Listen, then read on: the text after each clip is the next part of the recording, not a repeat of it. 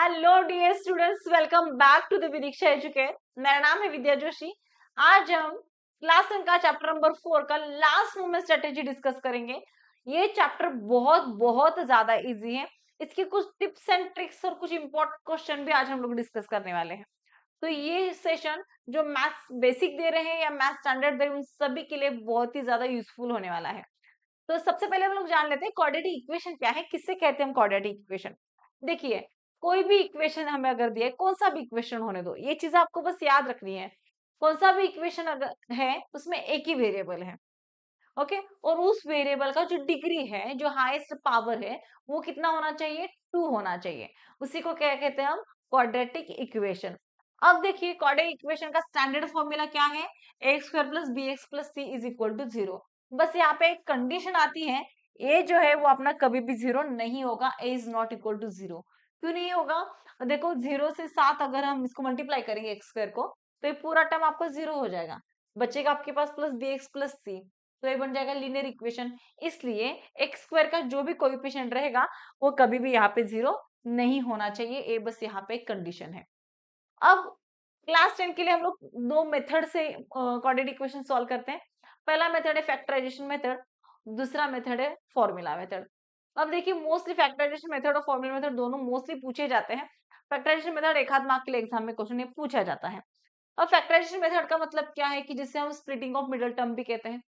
X square plus B x plus सी के form में अगर कोई इक्वेशन दिया है और उसका हमारा जो मिडल टर्म है, मतलब बी वाला टर्म, एक्स वाला जो टर्म है, बी वाला टर्म, उसको क्या करना है, स्प्लिट करना है, और हमें एक क्वेश्चन जो है उसको सॉल्व करना है। फिर नेक्स्ट आता है quadratic formula method. Quadratic equation हमें सॉल्व करना है बाय फॉर्मूला मेथड। तो फॉर्मूला मेथड के लिए हमारा फॉर्मूला क्या है, x is equal to minus b, x is equal to minus b plus minus under root b square minus 4ac upon 2a। Okay, अगर कोई भी हमें इक्वेशन दिया है उसको हम कंपेयर करेंगे किसके साथ, स्टैंडर्ड फॉर्मूला के साथ, जो कि हमारा X square plus B x plus C है, और उससे हम ए बी सी की वैल्यू फाइंड आउट करेंगे। तो हमारा फॉर्मूला है minus b plus minus under root b square minus 4ac upon 2a। अब ये जो अंडर रूट वाली जो ये टर्म है, ये अंडर रूट में जो टर्म है उसे कहते हैं हम डिस्क्रिमिनेंट। क्या कहते हैं, डिस्क्रिमिनेंट। तो डिस्क्रिमिनेंट क्या है आपका, B square minus 4ac। Okay, अब ये जो डिस्क्रिमिनेंट है वही आपको बताता है कि इक्वेशन के रूट्स का नेचर कैसा रहेगा। ये जो डिस्क्रिमिनेंट है वही आपको क्या बताता है, इक्वेशन के नेचर का रूट्स का नेचर कैसा होने वाला है। अब देखो sir, B square minus 4ac अगर ग्रेटर देन 0 है तो आपके जो रूट्स रहेंगे वो रियल एंड अनइक्वल रहेंगे, रियल एंड अनइक्वल रहेंगे। ठीक है, ये चीज आपको याद रखनी है, एग्जाम में एमसीक्यू में एक दो मार्क के लिए क्वेश्चन हमेशा पूछा जाता है, find the nature of the root. Okay, अगर बी स्क्वायर माइनस 4ac मतलब आपका जो डिस्क्रिमिनेंट है जिसको हम डेल्टा भी बोलते हैं, अगर वो लेस देन 0 है, क्या है ये, अगर लेस देन 0 है तो आपके जो रूट्स रहेंगे वो इमेजिनरी रहेंगे। कैसे होने वाले हैं रूट्स, इमेजिनरी होंगे। अगर b square minus 4ac is equal to 0 दिया है तो आपके रूट्स रहेंगे रियल एंड इक्वल। कैसे होंगे, roots are real and equal होने वाले हैं। ठीक है, समझ में आ गया। मतलब इससे हम लोग क्या क्या फाइंड आउट कर सकते हैं, देखो रूट्स कैसे रहेंगे, नेचर कैसा रहेगा, और साथ ही साथ में हम लोग क्वाड्रेटिक इक्वेशन भी सॉल्व कर सकते हैं बाय यूजिंग फॉर्मूला मेथड। और एक आपको मैं चीज बता रही हूँ कि अगर फैक्टराइजेशन मेथड से हम कोई इक्वेशन अगर सॉल्व करते हैं तो हमेशा हमें रूट्स जो है वो रियल ही मिलते हैं। ठीक है, इमेजिनरी रूट्स हम बाय फैक्टराइजेशन मेथड से फाइंड आउट नहीं कर सकते। जो भी इक्वेशन है उसके अगर इमेजिनरी रूट्स आने वाले हैं तो वैसे इक्वेशन हम बाय फैक्टराइजेशन मेथड से नहीं सॉल्व कर सकते, उसके लिए हमें सॉल्व करना पड़ता है बाय फॉर्मूला मेथड। ठीक है, फैक्टराइजेशन मेथड से हमें कौन से रियल रूट्स मिलने वाले हैं, रियल मिलने वाले हैं। ठीक है, ये चीज यहाँ तक आपको समझ में आ गया। अब इसका नेक्स्ट एक पार्ट है कि देखो, डिस्क्रिमिनेंट ऑफ द रूट समझ में आ गया। अब इसमें और एक आपका पार्ट आता है जो है फ्रेम द क्वाड्रेटिक इक्वेशन। अब क्या है कि सपोज आपको रूट्स दिए हैं, मैं रूट्स को अल्फा एंड बीटा बताती हूँ। अगर रूट्स दिए हैं, रूट्स से हमें क्वाड्रेटिक इक्वेशन बनाना है। पहले क्या दिया था हमें, इक्वेशन यहाँ पे दिए जाते थे, यूजिंग दिस फॉर्मूला हम लोग रूट्स फाइंड आउट करते हैं। अब नेक्स्ट क्या होता है कि रूट्स दिए हैं और हमें क्या करना है, क्वाड्रेटिक इक्वेशन बनाना है। तो उसके लिए देखो फॉर्मूला आता है x square minus alpha plus beta. Alpha and beta are the roots of the quadratic equation. X square minus alpha into beta plus alpha into beta is equal to 0, X square minus alpha plus beta plus alpha into beta. A वाला formula आपको अच्छे से याद रखना ही है, इसका use करके आप इक्वेशन फ्रेम कर सकते हैं इफ रूट्स आर गिवन। ठीक है, मतलब क्या होगा, x square minus sum of the root into x, sorry यहाँ पे एक्स रह गया, plus product of the roots. समझ में आ गया? इस मेथड से आप लोग क्या कर सकते हैं, क्वाड्रेटिक इक्वेशन बना सकते हैं यूजिंग क्वाड्रेटिक यूजिंग रूट्स। ठीक है, अब सपोज कि आपने कोई कोई क्वेश्चन दिया, इक्वेशन दिया है और आपको डायरेक्ट पूछा है कि find the sum of the roots. क्या दिया है, find the sum of roots. ये चीजें आपको याद रखनी है, सम ऑफ रूट्स। अब देखो, इसके लिए ना आप एक पूछा जाता है 1 मार्क के लिए क्वेश्चन, ठीक है, इसके लिए आपको पूरा इक्वेशन सॉल्व करके उसके रूट्स निकाल के फिर उसको सम करने की कोई जरूरत नहीं है। इक्वेशन को आप सीधा सीधा कंपेयर करो अपने स्टैंडर्ड फॉर्मूला के साथ। कोई भी इक्वेशन हो, कोई भी इक्वेशन अगर दिया है तो उसको आपको सीधा कंपेयर किसके करना है, आपके स्टैंडर्ड फॉर्मूला के साथ, जो कि हमारा है x square plus B x plus c is equal to 0। तो इससे हम सम ऑफ रूट कैसे फाइंड आउट करेंगे, इक्वेशन को कंपेयर करेंगे, जो ए बी की वैल्यू है उसको लिख लेंगे, और सम ऑफ द रूट्स का फॉर्मूला आपका है माइनस बी अपॉन ए। तो मतलब कोई भी दो रूट का अगर हमें सम लेना है तो डायरेक्ट इक्वेशन को हम कंपेयर करेंगे किसके साथ, a x square plus B x plus is equal to 0 के साथ कंपेयर करेंगे, और ये वाला फॉर्मूला अप्लाई करेंगे, और जो भी आपका बी का वैल्यू है और ए का वैल्यू यहाँ पे बस आपको पुट करना है, उसका आंसर आपको बनता है सम ऑफ द रूट्स। सिमिलरली यही मेथड से आपको फाइंड आउट करना है प्रोडक्ट ऑफ रूट। हमें इक्वेशन दिया है और हमें बताया फाइंड आउट करना है कि find the product of fruits, तो यहाँ पे भी हमें एक फॉर्मूला दिया है, उसका यूज करना है। प्रोडक्ट ऑफ फ्रूट्स करने के लिए हमारा यहाँ पे फॉर्मूला अप्लाई होगा, सेम टू सेम हम कंपेयर करेंगे इक्वेशन को a x plus B x plus सी के साथ, और ए बी सी की वैल्यू निकालेंगे और product of roots is equal to c upon a लिख देंगे। समझ में आ गया? जो भी आपकी सी की वैल्यू रहेगी वो सी लिखो और अपॉन ए की वैल्यू। ये आपके दो फॉर्मूले से आपको इसको अच्छे से याद रखना है, इसके थ्रू आप sum of the roots and product of the roots आप इससे फाइंड आउट कर सकते हैं। फिर नेक्स्ट आता है आपका सबसे इंपॉर्टेंट जो है सिचुएशन बेस्ड वर्ड प्रॉब्लम। अब वर्ड प्रॉब्लम में आपको बड़ा डिफिकल्टीज आती है। आप लोग बोलते हैं कि मैम क्वेश्चन तो सॉल्व हो पाते हैं, इक्वेशन हम लोग सॉल्व कर सकते हैं, लेकिन हमको इक्वेशन फ्रेम करने में ही काफी डिफिकल्टीज आती है। इक्वेशन फ्रेम करने में हमको गड़बड़ी होती है, तो इसमें आपको थोड़े ट्रिक्स और भी बताऊंगी मैं किस तरीके से क्वेश्चन पूछे जाते हैं। मोस्टली एज बेस्ड क्वेश्चन पूछे जाते हैं, साथ ही साथ में डिस्टेंस टाइम रिलेटेड भी क्वेश्चन एग्जाम में पूछे जाते हैं, जो एरोप्लेन वाला या फिर अपना रेलवे बस इससे रिलेटेड जो क्वेश्चन है तो वो भी एग्जाम में क्वेश्चन पूछे जाते हैं। समझ में आ गया?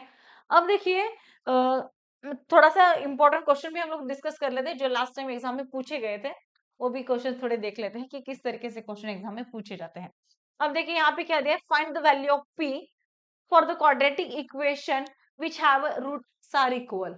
रूट्स क्या दिए, इक्वल दिए हैं, मतलब सेम। देखो यहाँ पे आप क्या करोगे, पहले इसको इसके साथ मल्टीप्लाई कर दो, पी एक्स स्क्वायर हो गया माइनस 2px प्लस 6 इज इक्वल टू 0। इसको आप क्या करेंगे, कंपेयर करेंगे, किसके साथ कंपेयर करेंगे, a square plus B x plus c is equal to 0 के साथ कंपेयर करो। आफ्टर कंपेयरिंग आपको ए आपको यहाँ पे मिलता है p, b is equal to minus 2p और सी इज इक्वल टू मिल जाता है आपको यहाँ पे 6। ठीक है, साइन को भी आप यहाँ पे कंसिडर करोगे। अब देखिए क्या करना है हमें, roots are real and equal. Roots जब रियल एंड इक्वल होते हैं तो b square minus 4ac is equal to कितना है, 0 है। तो आप यहाँ पे क्या कर दीजिए, वैल्यूज पुट कर दिए। बी कितना है आपके पास, minus 2p square minus 4 into a p है, सी 6 है is equal to 0। Minus 2p square minus 2 का स्क्वायर प्लस होगा 4p square minus 4 into 6 24, p is equal to 0।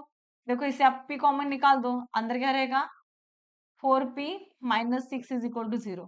इसका मतलब क्या हो गया, एक तो p इज इक्वल टू 0 और 4p minus 6 is equal to 0।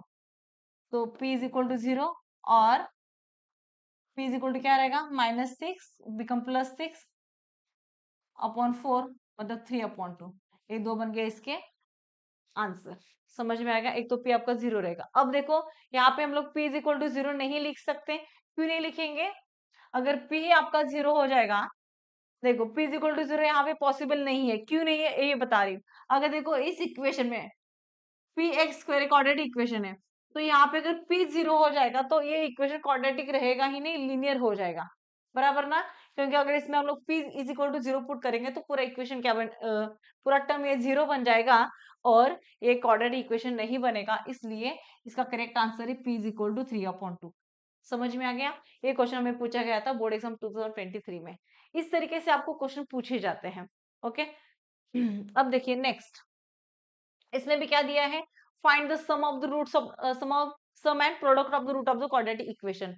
एक क्वाड्रेटिक इक्वेशन आपको दिया गया है, अभी जस्ट हमने क्या बताया, सम दिया है तो कैसे फाइंड आउट करना है, प्रोडक्ट दिया है तो क्या फॉर्मूला अप्लाई करना है।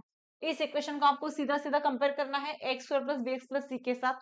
तो ए आपका यहाँ पे बन जाता है 2 after comparing, b is equal to बन जाता है -9, सी इज इक्वल टू बन जाता है 4। सम ऑफ द रूट मतलब alpha plus beta, if alpha and beta are the two roots of the equation, तो alpha plus beta is equal to formula बनता है आपका माइनस बी अपॉन ए, मतलब minus minus 9, ए कितना है 2, माइनस माइनस बन गया आपका 9, 9/2। समझ में आ गया? इस तरीके से आप लोग फाइंड आउट कर सकते हैं। नेक्स्ट आता है प्रोडक्ट ऑफ द रूट, म्हणजे alpha into beta. Alpha into beta का फॉर्मूला हमने बताया था सी अपॉन ए। सी कितना है आपके पास 4 है, ए कितना है 2, 2 1 जा 2 2 जा, आंसर बन गया आपका 2। Alpha into beta is equal to 2। इस तरीके से आपको ये सारे क्वेश्चंस इसको सॉल्व करने हैं, बहुत ही इजी है, बस कंसेप्ट आपको याद रखना है, रट्टा बिल्कुल भी नहीं मारना है। रट्टा मारी हुई चीजें ज्यादा लॉन्ग टाइम तक याद नहीं रहती।